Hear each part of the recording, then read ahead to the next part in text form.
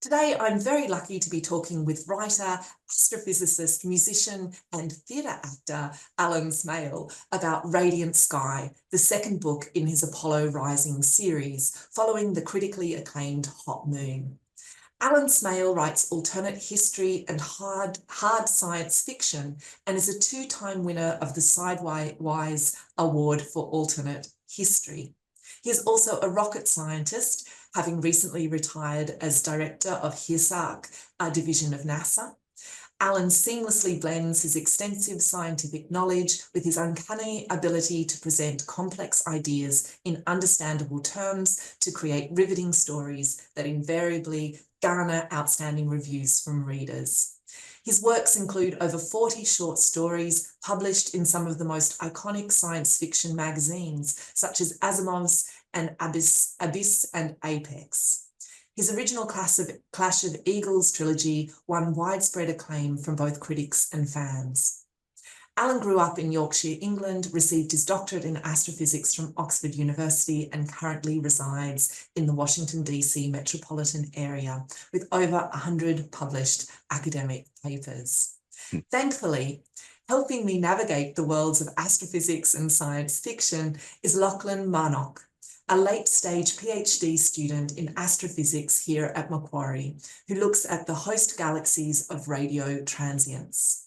Lachlan is also a temporarily lapsed writer of science fiction and fantasy with ambitions to return to his writing once his thesis is submitted. Thank you both so much for being here today. Thank you. Thank you for having me on from the Lighthouse. I'm looking forward to it. So, Alan, just to get things started, can you tell us when, how, and why you made that leap from astrophysics to science fiction writing, or was science fiction writing always a passion? I would say that writing was always a passion. There was never really a leap because I was always kind of doing both at the same time, both in parallel for a long time. I've been writing for as long as I can remember. I've probably been writing roughly as long as I've been reading. And certainly when I was 6 or 7 years old, my mother still has things that I wrote then. Of course, these are things like Tarzan rip-offs and not very inventive stuff, really. Star Trek fanfic is what some of that would be called now, because I did write some Star Trek stuff as well. And I wrote some James Bond stuff, Bond-ish stuff in my early teens. So I'd always been writing and I'd always wanted to be a published writer. And I was also interested in astronomy for a young age. I was very into the Apollo program when I was young, which is going to be obvious when we talk about Radiant Sky and Hot Moon. And I was also interested in astronomy. My father and I had a telescope in the backyard, and so I would look at the stars and the galaxies from home in the north of England. I did study physics at Oxford, and so I got a degree in physics and a PhD in astrophysics. And so I didn't write a whole lot in my 20s. I was too busy doing the career thing. Lachlan will recognize what I'm talking about here. Too busy with life. I moved to the United States for a job at the NASA Goddard Space Flight Center when I was 28. And then in my early 30s, I decided, well, it was really time. If I'm going to do the fiction thing, I need to get back to that now. So that was when I really started writing short fiction again and writing it seriously in an attempt to get it published.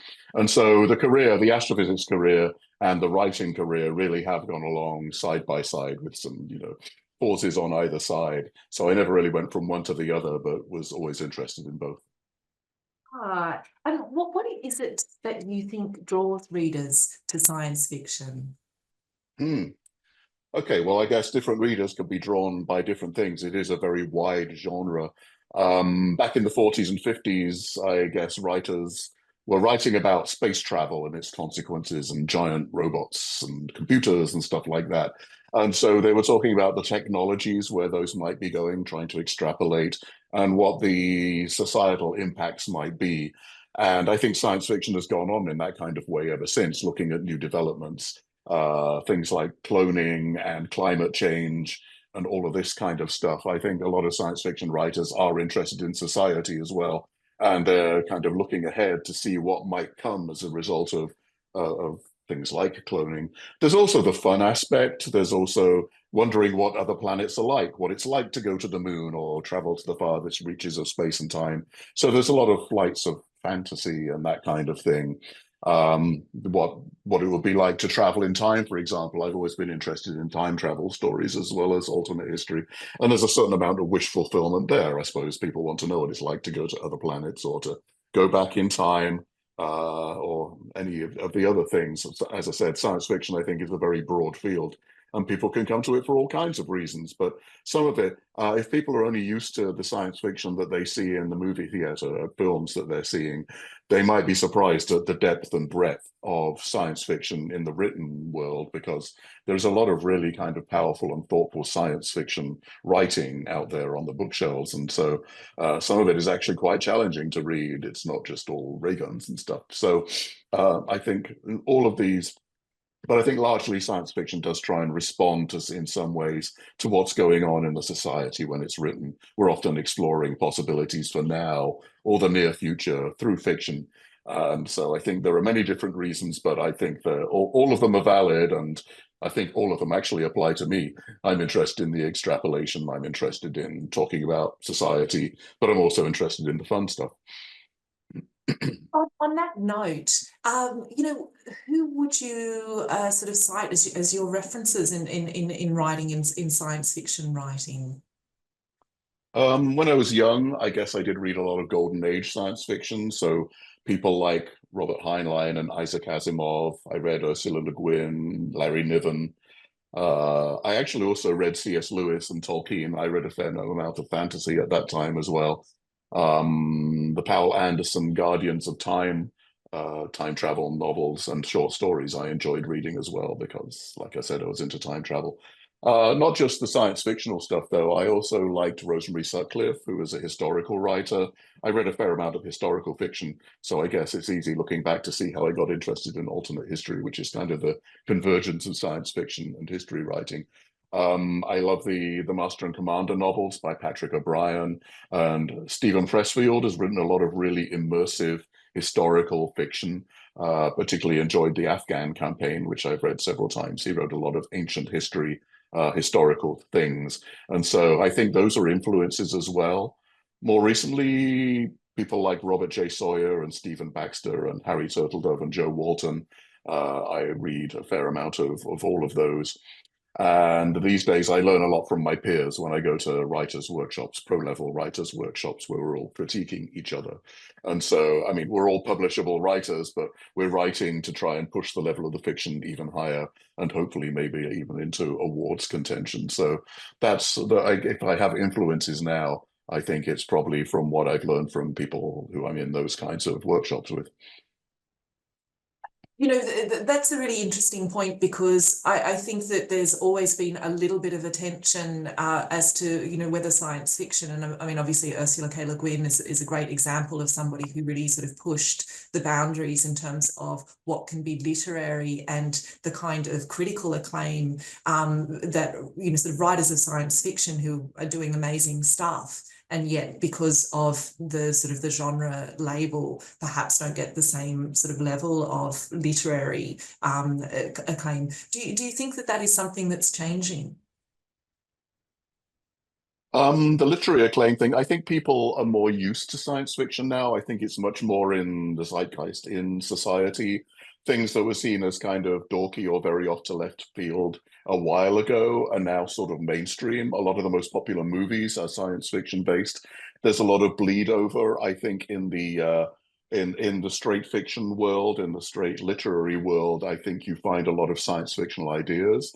The mainstream seems to be more accepting of time travel stories, as long as there's a lot of character-driven stuff and literary things in there. So I think a lot like things like The Time Traveler's Wife and a couple of novels by I'm going to forget the name of the author, but there's a British author who actually writes a lot of things that are essentially what I would call science fiction, but they're written for a slightly different market, a literary mainstream sort of market. Lucy St. John Mandel, for example, and other people. So I think it is changing in a lot of ways. I think the field has always been literary in some parts of it, and I think Ursula Le Guin is obviously a good example of that. She was writing a lot about societies and what the social systems on different planets, and questions of sexuality, which were very advanced for the time. And it's written in a very It is written in a very literary way. It's written in a very competent way. A lot of science fiction from the early days was written in a very transparent style where you're seeing through to the story. But that means there's not much beauty of language. And Ursula Le Guin had the beauty of language. And a lot of the other, several other earlier writers did have some beauty of language as well. So, but I think that to your main point, I think it is, I think things have changed over the last decades, and seeing science fiction ideas in a very well-written formats, and a lot of science fiction writers do write in a very well-written sort of way as well these days. So I think we are seeing a convergence now of what would used to be seen as fantastic literature and realistic literature in what's being published these days. Well, I personally found, you know, you were a beautiful prose stylist in Radiant Sky. And in fact, that's one of the questions that I do want to ask you. But also, I think the other aspect of it is, you know, sort of just the complexity of the characters and the kind of the thematic exploration that was you know, throughout sort of Radiant Sky, as opposed to that sort of really sort of transparent sort of, which has its purpose, you know, genre writing. So yeah, totally. But you know, for science fiction aficionados, there are many genres and subgenres with their own specific features to choose from. What kind of science fiction writer are you? And what are some of the tropes and features of science fiction that you enjoy and help you with the writing process? Yes, I'm now pretty much exclusively a historical and alternate history writer, mainly alternate history. And this has happened over the years. I have actually had short stories published that are horror, that are fantasy, that are hard science fiction, as Radiant Sky is. But nowadays, and for the last 15 years, I think all of my short fiction and long fiction has been alternate history. And this is work set in alternate timelines where there's been a divergence from our history into a different timeline, into a different type of history. And also, I think people are much more familiar with that kind of genre these days due to things that they've seen in the movies or to books they've read. So yes, my output is mostly alternate history these days. I have the Clash of Eagles series, which was published by Random House Del Rey in 2015 through 2017. And in these books, the Roman Empire has survived until the 13th century in its classical form and is now moving into North America at the time when the Mississippian culture is at its height. And the books we're talking about today, which are Hot Moon and Radiant Sky, those are much more contemporary, set in 1979 and the early 1980s. And these are in a world where the space race continued and where the Americans and the Soviets have bases on the moon, like kind of clunky bases because the technology is true to the times. So we have Apollo spacecraft and Soyuz spacecraft, and so I get to have the first battle in space, which is a very slow motion battle as it happens because of the limitations of the technologies. And so, yes, so the alternate history genre, I think, is the one where I'm most at home now. And the reason is there's a strong what if part of this, right? And that what if is something that we all tend to do all the time anyway. Thinking about our own lives, we do tend to think, how could things have been different in our lives? What would have happened if I had made a different decision here or there? How would things be different now? And a lot of us think of that in the world of politics. How would things have changed now if certain things hadn't happened a few years ago? So I think a lot of history is contingent, and I like exploring that kind of thing. I think due to the actions, I don't think history is a monolith. I think that things could have gone a very different way due to the actions of one important person or the outcome of a battle, and it is kind of fascinating to think how things would have been different radiating out from that. And I think one of the things about writing alternate history is you get the resonances. You know what happened in the real history. And so that kind of informs how you're looking at the alternate history. You mentioned the Sidewise Award, and the second Sidewise Award I got was for a story called Gunpowder Treason. And in Gunpowder Treason, the point of divergence, the thing that is different, is that the gunpowder plot in 1605 succeeds. There is this huge gunpowder explosion in London and the ramifications of that spreading outwards. And I think it's for sure that England would never have been the same again. They would have had a highly different history in the 17th century, and that would have affected neighboring countries and other things. And so I'm exploring a few of those ramifications in that short story. But the reader knows what happened in the real gunpowder plot, that it didn't happen and that Guy Fawkes was executed and so forth. But they see the effects of that. And so I think that's an interesting thing about alternate history, both to explore the new history and to think about how history itself works, how all of that, how history is put together, and tell an entertaining story at in the same time, hopefully. That's fascinating, because sort of one of the things that I always think distinguishes a great writer from an ordinary writer is the richness of the stories that they're telling, and it feels very much that your ability to sort of think about what readers can also bring to the story that you then sort of are able to build off creates this sort of quite sort of startling effect on the page, and also I think it's the verisimilitude, that richness of detail and the immersion qualities. So could you talk a little bit about just how you bring sort of that immersive quality to your prose? Yeah, and I think the answer to that really is in the level of detail and getting the level of detail right. And writers are often told to be more specific about things. If you're talking about a general comment, maybe replace that with something that is specific. When you're describing somewhere, go with very concrete features, go with what the character is seeing or smelling, or some little details of what's around them that kind of really brings it to life and makes it immersive. In the North American stories, the stories set in a lot of the Clash of Eagles stories are actually set in the North American city of Cahokia, which is a mound building city in the 13th century, built by Native Americans. It had a population of about 20,000, and I really wanted to try and get the details of what it would be like to be there correct. I wanted to get all of the details of what the flowers, what people were eating, what their diet consisted of, what they looked like, how the whole place might feel to be there. I really wanted to get that immersive quality. And of course, you can go too far. You can bury the reader in detail, and that's also something that you don't want to do. You want to get the specific details that are right to help the reader believe that they're there. And it is that immersive quality that I like reading in the fiction. I talked about Stephen Pressfield. He's a good case study for how to get the right amount of detail, how to really make you feel that you're marching with Alexander across an Asia that is not really well understood. He does a great job of that. I think a lot of science fiction writers do a really good job of making you feel you're on another planet. But I think you really need to know what the planet is like. If you're doing that, you need to really know what it's like to be there yourself so that you can write it. And with Radiant Sky and Hot Moon, I spent a lot of time researching. I'd always been interested, but I always spent a lot of time researching like how the spacesuits are put together and how what it felt like inside the Apollo command module and lunar module, and how far things were away, where the instruments were and everything, and tried to make it so that those details were accurate and that they felt accurate. And so the reader would really kind of believe that they're in the command module or in the lunar module through the experiences of the characters, of my main characters who were there. And so I do spend as much time thinking about the setting as I do about the characters and the action, and trying to bring them all in so that the pacing is right, but they're at a good level, and that readers can really get that sense of being there.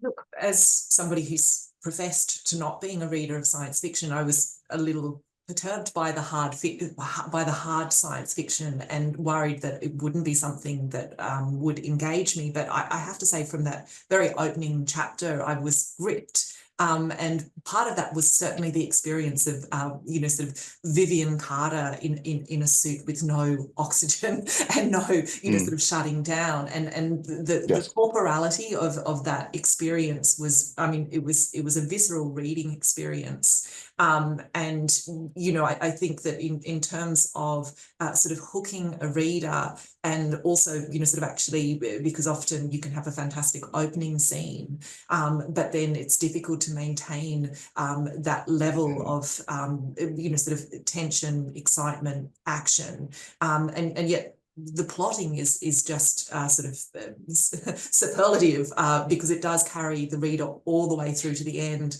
and to the point where I will say I will want a third. I will want the third book, because we are, you know, without giving anything away, we have some tenterhooks, you know, right to the very end. But the thing that really strikes me is that there's a large cast of characters. And yes, of course, you know, sort of Vivian Carter, Peter Solander, you know, perhaps the main characters, but all of the characters do, you know, sort of very much come to life.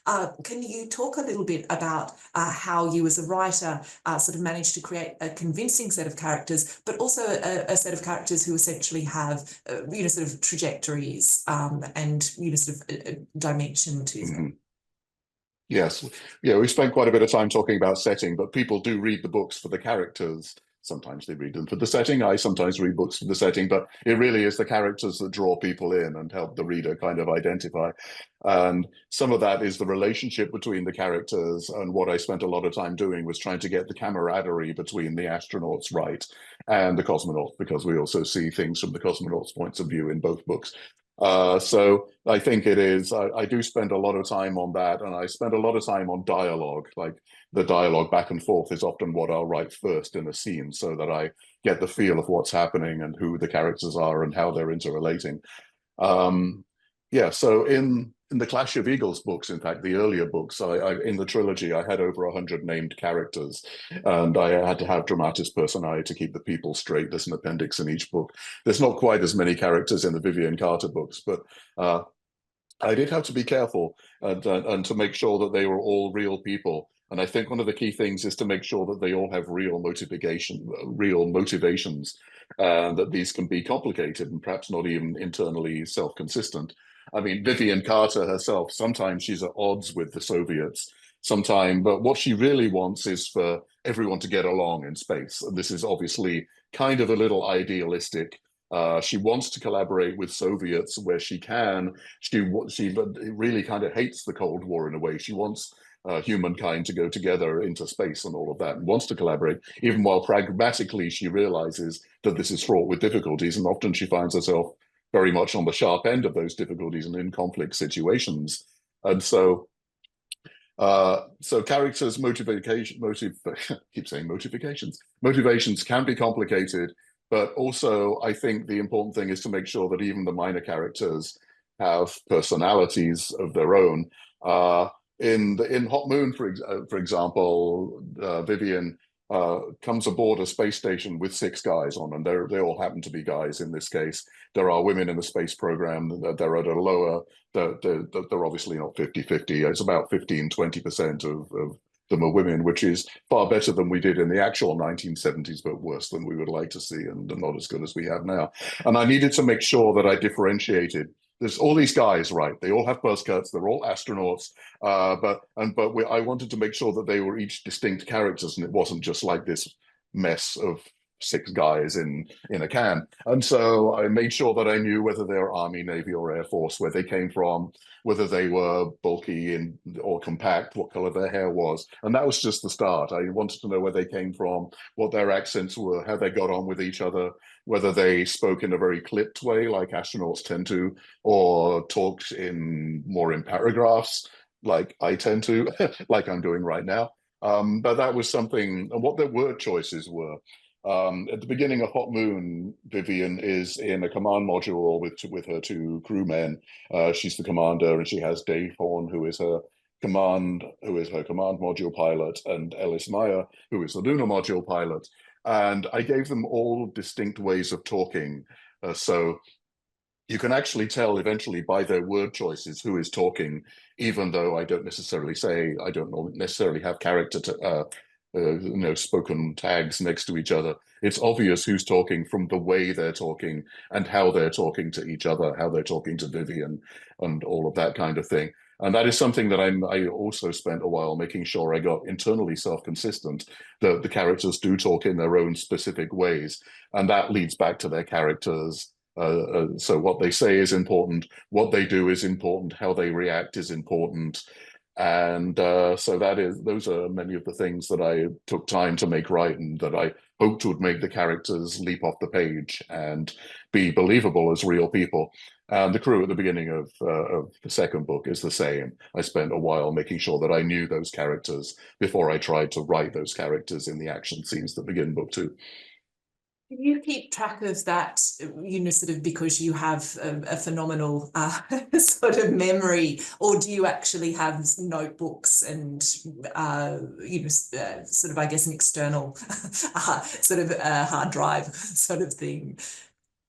I did start out by doing it kind of organically and just doing it as I went along and remembering as I went along, because I had a lot of scenes where these characters were, so it wasn't too hard to keep it all together in Hot Moon. When I came back to some of the same characters after a pause in Radiant Sky, I did have to go back and reread it and remind myself who was what, who says yes, who says yep, who says yeah, all the minor stuff and the larger stuff, and who has a Texas accent and who doesn't, and all of that stuff. I had to actually go and write down little character sheets, little character paragraphs to make sure that I was writing them consistently in the second book in the same way that I had in the first book.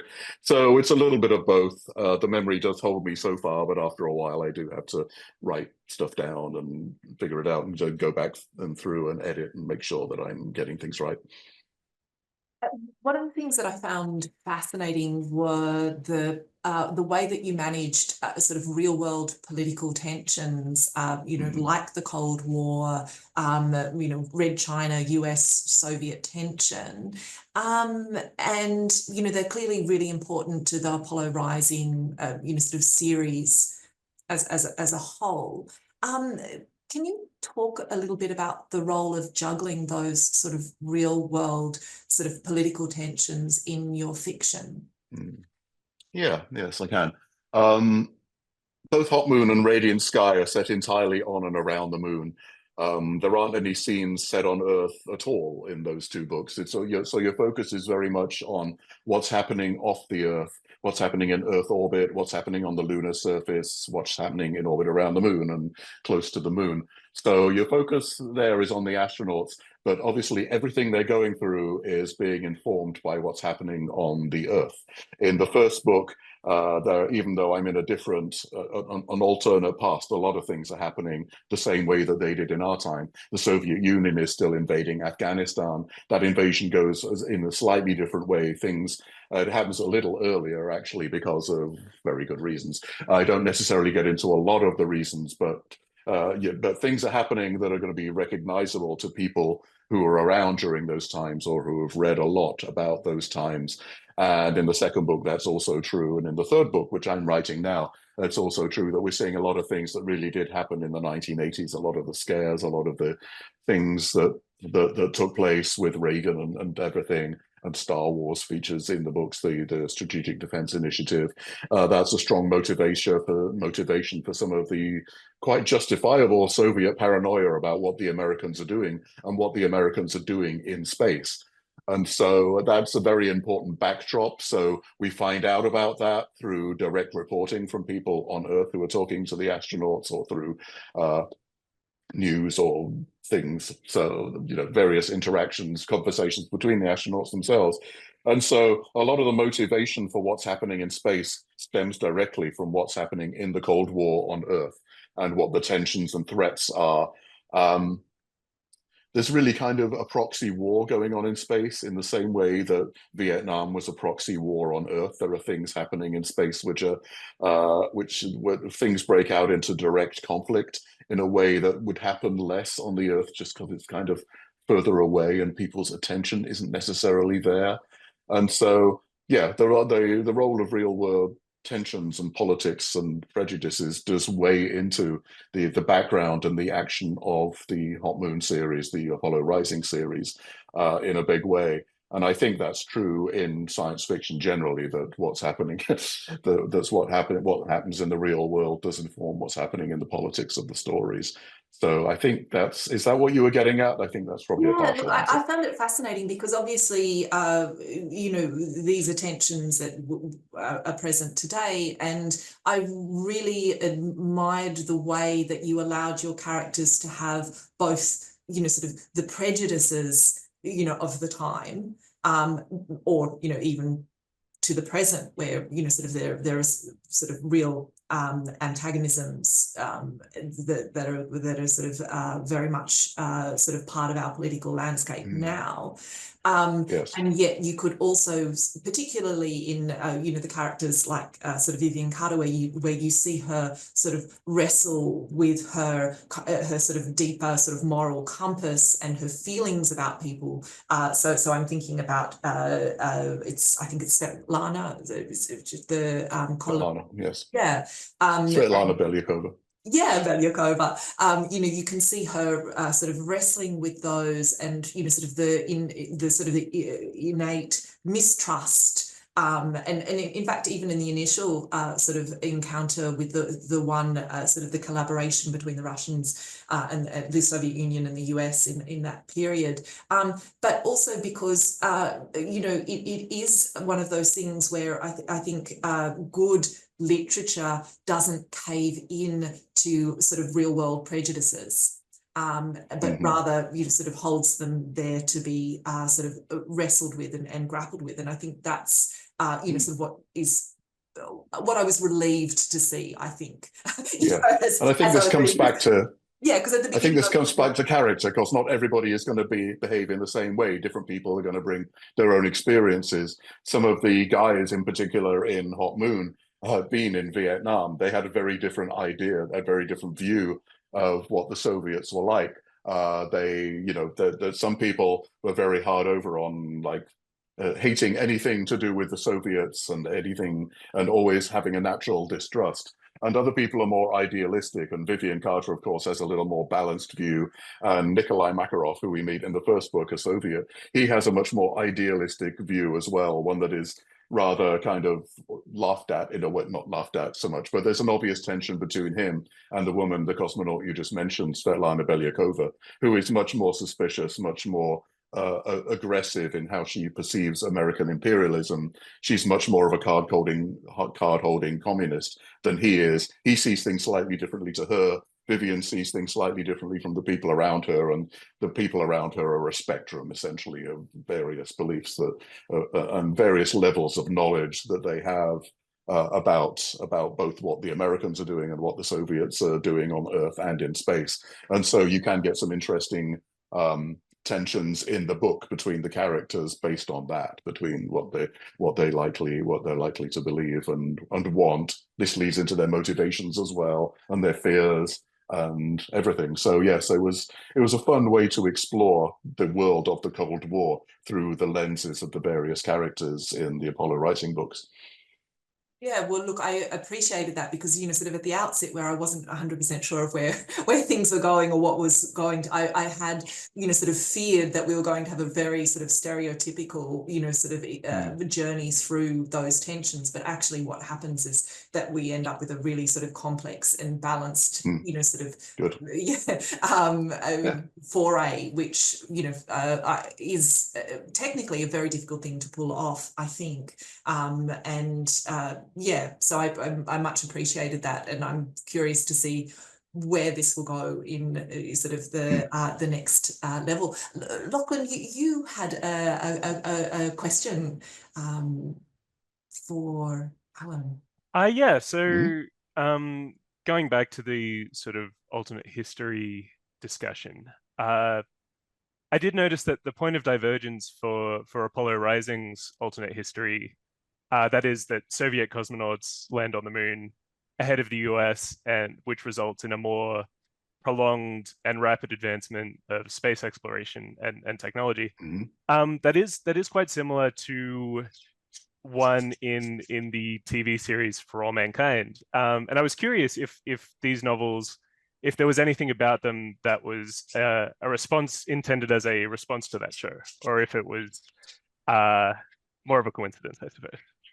No, it was actually more of a case of parallel development there. I started writing Hot Moon immediately after I finished with the Clash of Eagles series in 2017 or so. It took me a while to write because I was actually writing two different things at the same time. I had two different book series that I was thinking about. One set in the 4th century AD in the Mediterranean on Earth, and the other one set in space. So I was working on these and kind of bouncing backwards and forwards between them. So it took me a while to write the first Hot Moon book. But in fact, what happened was that I found out about the Apple TV series For All Mankind quite late on, and in fact, I'd already delivered the complete manuscript to my agent and to my beta readers by the time the first episode aired. So I knew it was coming. People had said, "Hey, when the original press release came out about For All Mankind."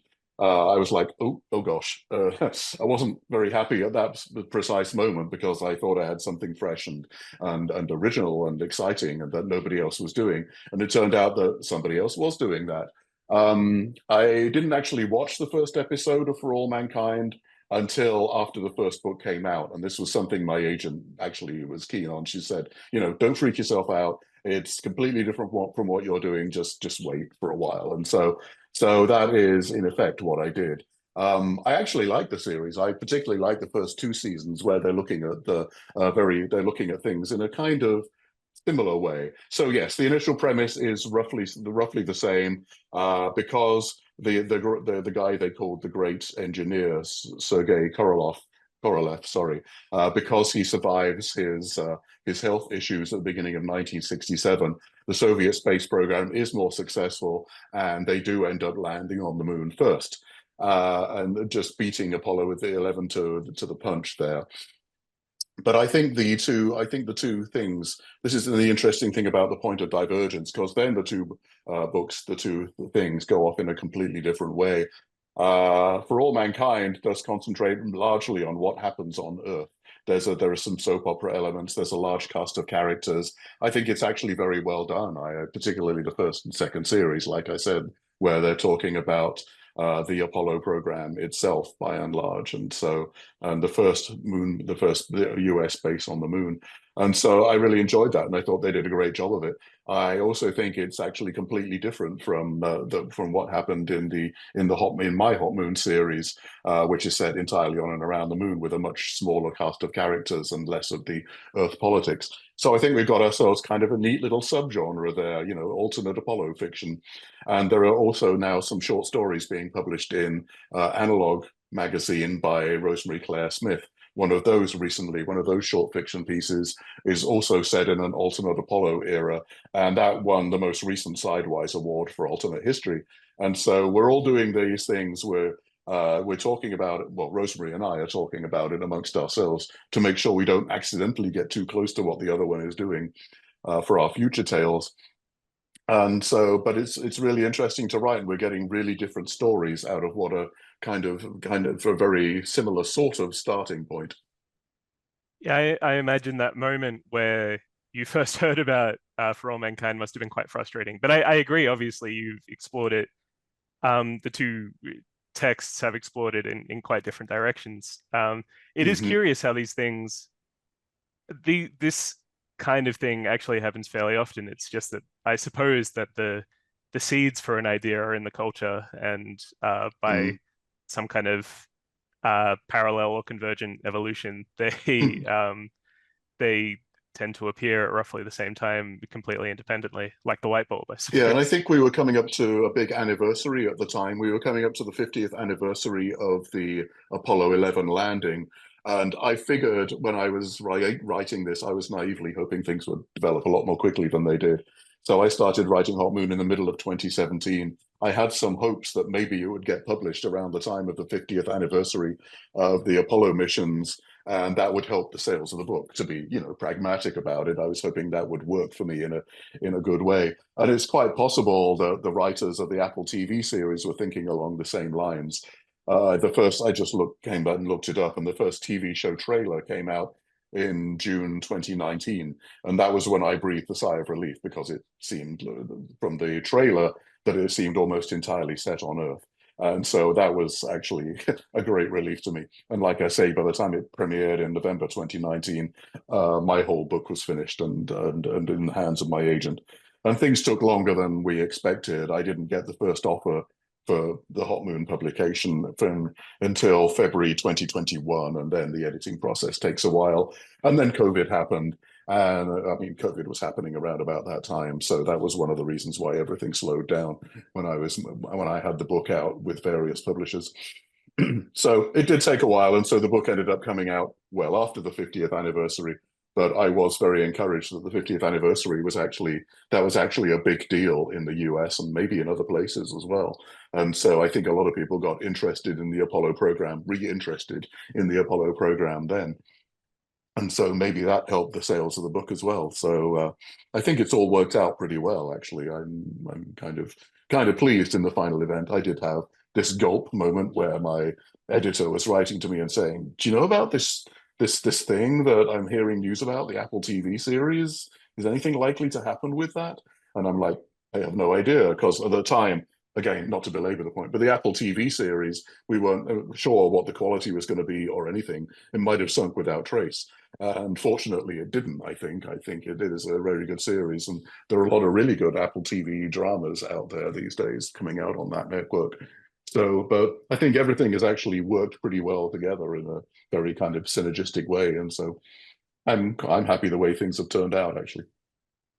But also just an observation, because when I was thinking about how you first began writing, even as a child, where it was so clearly based on the things that you'd read and loved and watched, sometimes I think that there's a false cult around originality and what actually makes something original, because so often it's actually the sort of the richness of the reimagination or the reimagining of stories, as opposed to sort of feeling as though you're reinventing the wheel every single time you tell a story. And, I imagine that there is a certain, sort of solidity to sort of writing stories in shapes and forms and sort of with features that are familiar, recognizable and necessary to the story, because it really, sort of formulates part of, I guess, a really sort of powerful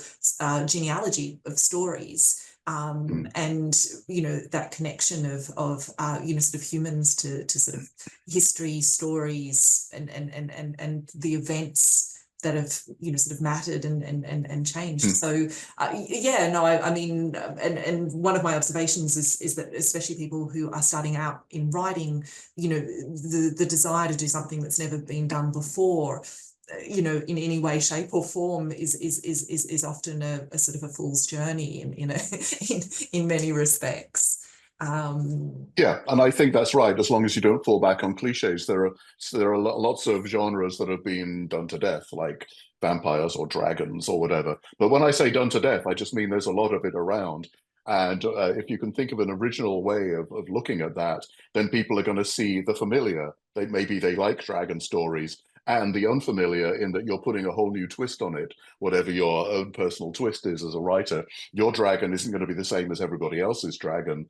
Your vampire might hopefully be different from everybody else's vampire, and my Apollo program is different from other people's Apollo programs, and I have other things coming into it than happen in other books.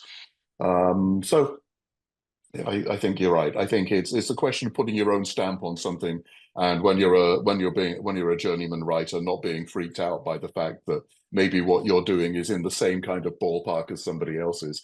The idea is to avoid doing what everybody has seen 100 times before and do it in a way that is uniquely yours.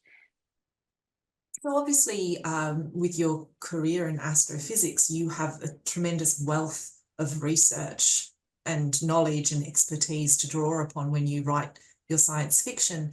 Yet, in your alternate histories, I imagine that there's a sort of an equal demand to gain knowledge and expertise in those areas as well, which aren't in your, sort of central sort of ballpark. Can you talk a little bit about the work that you do in creating these alternate worlds?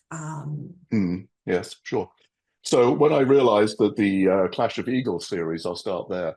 The Clash of Eagles series, like I said, involves the Romans invading North America in the 13th century. And I grew up in England. There's a lot of Roman remains there. I used to spend family vacations on Hadrian's Wall, and I went to Roman Bath and all of that. I was always interested in Romans. So I thought, okay, I know a lot about Romans. Where I obviously need to put my focus is in Native Americans, because I did not grow up in the United States. I don't have that background of knowledge that some people do. A lot of people don't, but some people do in North America. So I knew I was going to have to really work hard at that side of things, and I did. I did a lot of reading.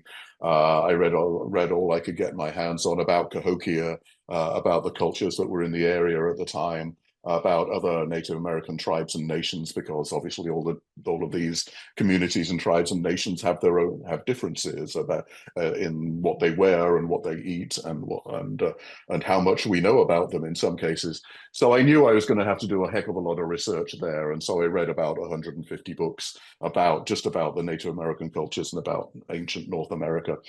What I didn't realize is that I was also going to have to know a heck of a lot more about the Romans than I did as well, because of course I knew the basics, but I needed to if I'm going to go with the Roman legion across, like if I'm going to land a Roman legion on the Chesapeake Bay and then march them westwards, I'm going to need to know far more about what the legions, the internal structure of the legions, how all of the footwear worked, like the sandals and the boots and all of that, and how camp was set at night, and all of these details that I would need to have them in North America. And I was also going to have to extrapolate a little, because obviously things haven't changed, haven't remained unchanged in 1,000 years. The legions themselves are a little different. How things are put together are a little different. In my case, the auxiliaries are more combined with the regular legions, with the regular legionaries, and they have steel now, which is a big difference. And so a number of things are different, a number of the things are the same. So I had to do quite a lot of research into the Romans as well. So I had to do a wealth of research for both of them. For the Apollo Rising books, it's actually easier in some ways, both because I lived through that period and because of the vast amount of documentation that NASA has online. My research is in astrophysics. I do not have a human spaceflight background, but I do know something about that world through having had the NASA career. And NASA has a lot of documentation online at its history.gov site and in various other places. That's not the correct website name, by the way, but you can Google it. They have a fair amount of stuff that is available. So when I wanted to know more about the Apollo command modules or the spacesuits, to give two examples that I mentioned before, there's a manual on each. There's like a 120-page manual on how the spacesuits worked. And so I could figure out what I was going to keep the same and what I was going to change about those suits and about everything else. And so I could quite easily go down a research rabbit hole for quite a long period of time. And one of the tricks about research is knowing when to stop and when you know enough, and when it's time to write. And in fact, in my case, the research keeps going through the writing, but I am at all times trying to make sure that I'm writing accurately, but in an interesting way. And we covered this earlier, not deluging the reader with too much detail, but making sure that the details I include are the right details. And I'm doing due respect to the Native Americans or the astronauts or the technical systems or whatever it may be. Lachlan, I think you had another question for Alan. Mm-hmm. Yeah, so I did do a quick search of the ADS abstract system for your publications, and I noted that you're sort of interested in time domain astronomy, especially in sort of the high energy regime. And I was curious, this isn't strictly related to that, but I'm curious if there's ever a temptation to include characters or more exposition that have a similar sort of research interest as you. Were you tempted to show X-ray astronomy at work on the moon or that sort of thing when you were writing Apollo Rising? It wasn't particularly relevant to the first two books. In the third book, we're in a scientific situation where actually it does become relevant to look at various celestial bodies, like the sun and other celestial bodies, across the range of the electromagnetic spectrum, from your end, if you like, which is the radio end, to my end. I did most of my research, as you said, in X-ray and gamma ray astronomy, which is the high energy astrophysics side of things.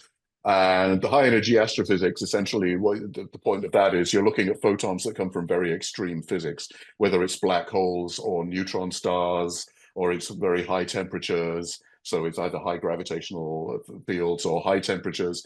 So you're looking at a lot of extreme physics when you're looking in the X-ray waveband. And so the sun, for example, looks very different in X-rays than it does in radio or ultraviolet or the infrared. And so that was what I did spent my professional life doing. So I did enjoy putting in the third book a few kind of Easter eggs, if you like, about the X-ray astronomy side. So it doesn't feature strongly. I do refer, I think, to some higher energy experiments in the second book, just in passing, and various things that are done on the lunar surface. So some of my professional expertise did come in there. But largely, I didn't do a lot of planetary physics. I didn't do a lot of lunar physics, except towards the end. Interestingly, right at the end of my career, before I retired from NASA at the end of August 2023, I was, in fact, the deputy project scientist for a payload where we actually wanted to put an instrument on the lunar surface looking back towards the Earth. And so for that, I did actually have to learn from my professional life some things about the lunar environment, which did help when I was writing Hot Moon and the sequel. So there was this strange convergence there between my professional and literary life, but those things don't actually happen very often. By and large, I keep these things separate, and often by design. One of the reasons I got into, or one of the reasons why I enjoyed writing historical fantasy and alternate history, was that it was completely different from the day job. It was kind of a relief from the day job. I wasn't doing the same thing in both of my areas. I was doing something completely different in my evenings and weekends. But now the convergences are happening more and more.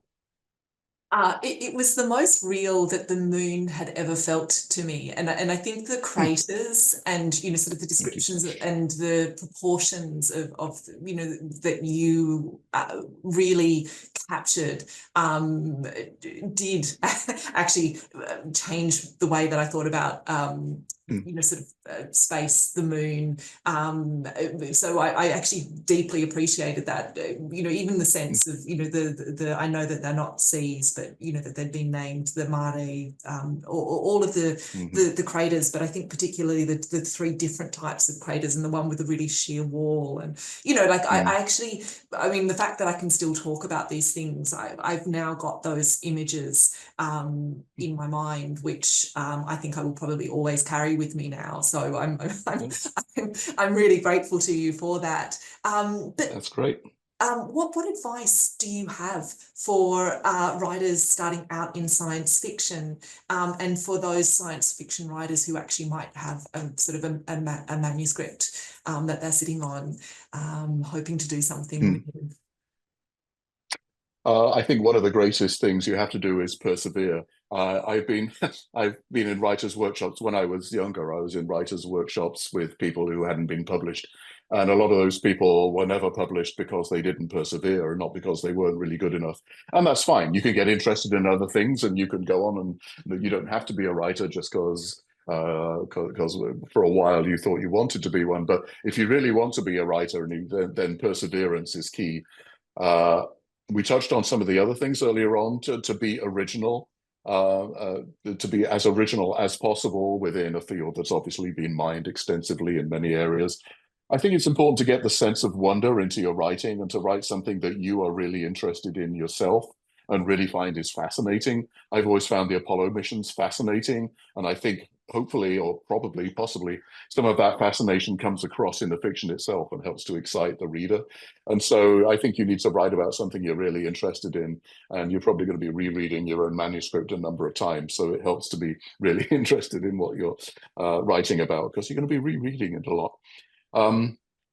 Complications and gritty backgrounds and making sure you understand the background and the setting, and all of those things are important, and we've touched on some of that before. I guess the way I think of this, of types of stories in my mind, is know what type of story you're writing. There are two really well-known US magazines, and they've been around for some period of time. And there's the story that I think of as the analog science fiction story after the magazine.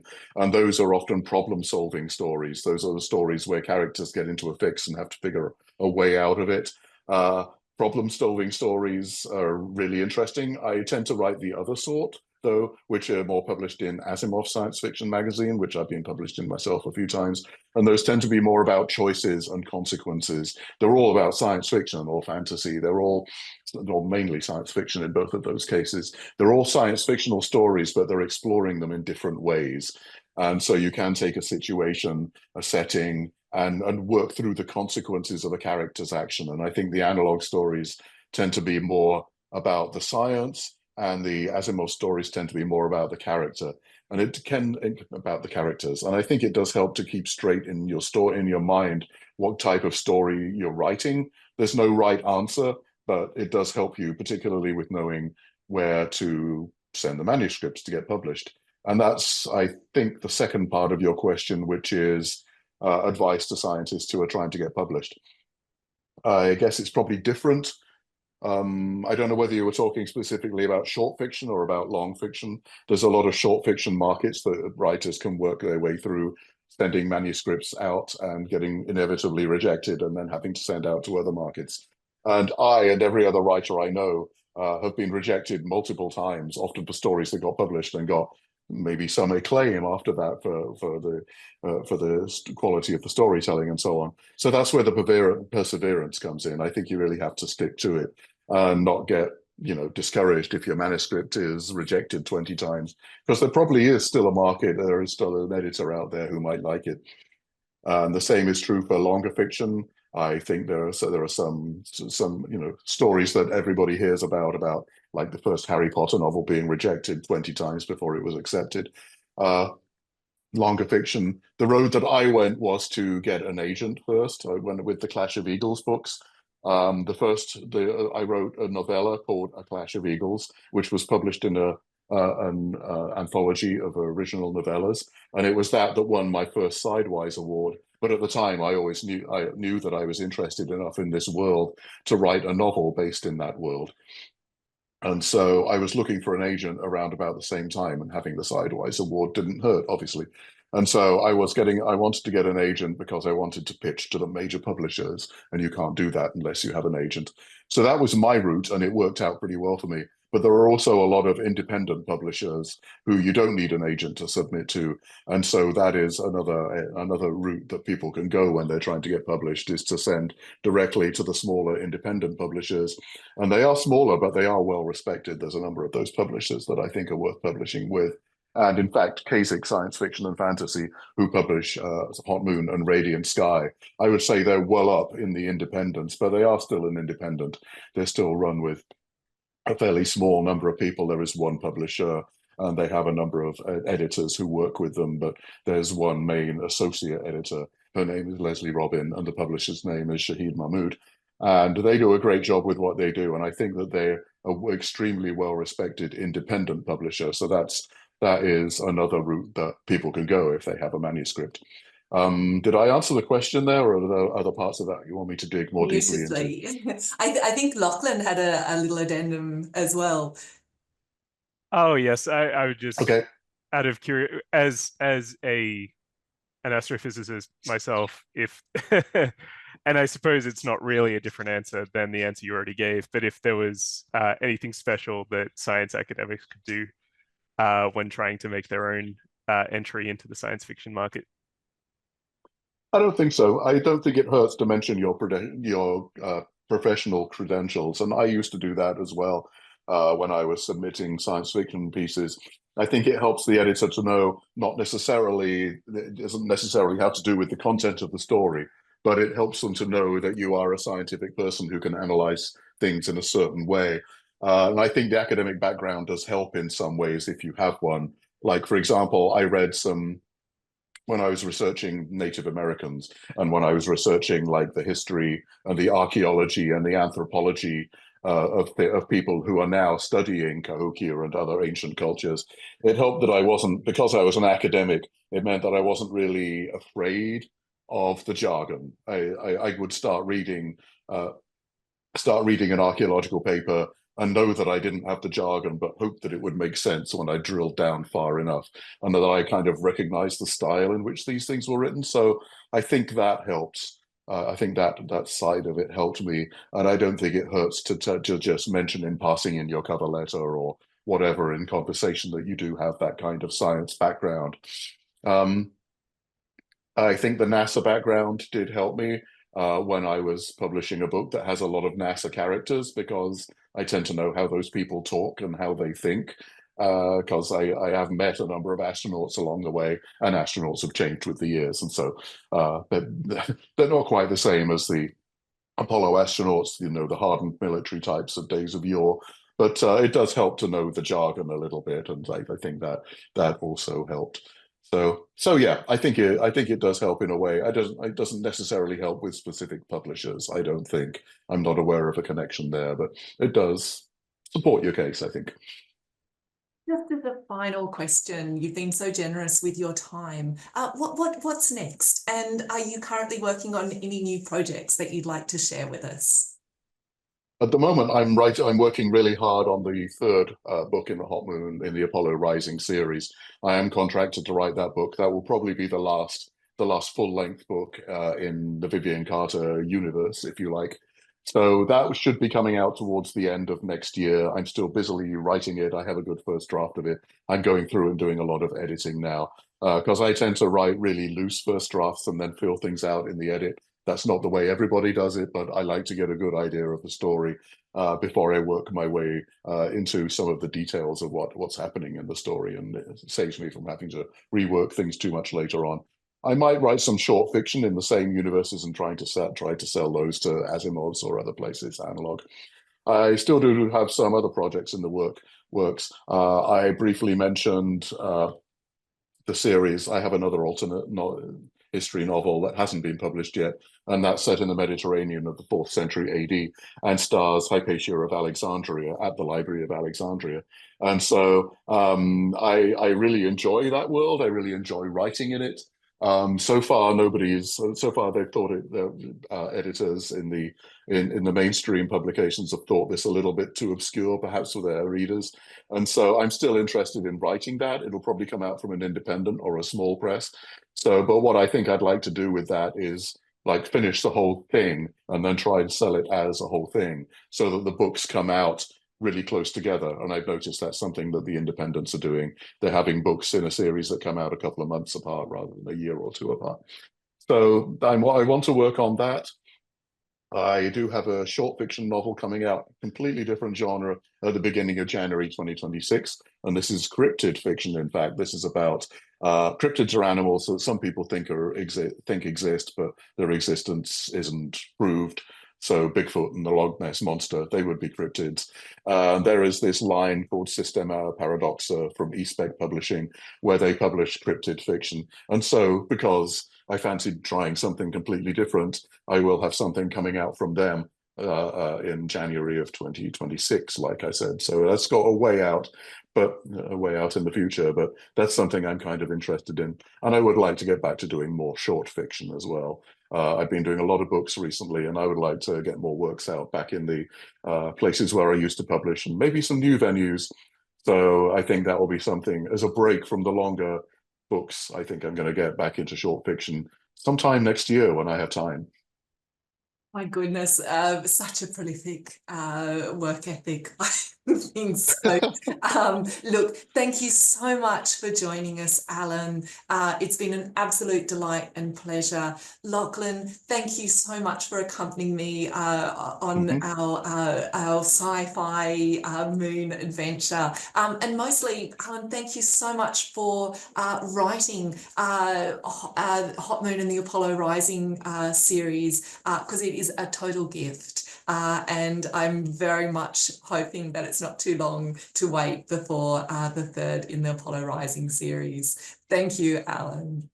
Well, thank you very much indeed for having me on. It's been great fun for talking to you, and thanks for those questions. And yeah, it was a lot of fun. Best of luck. Bye. Thank you.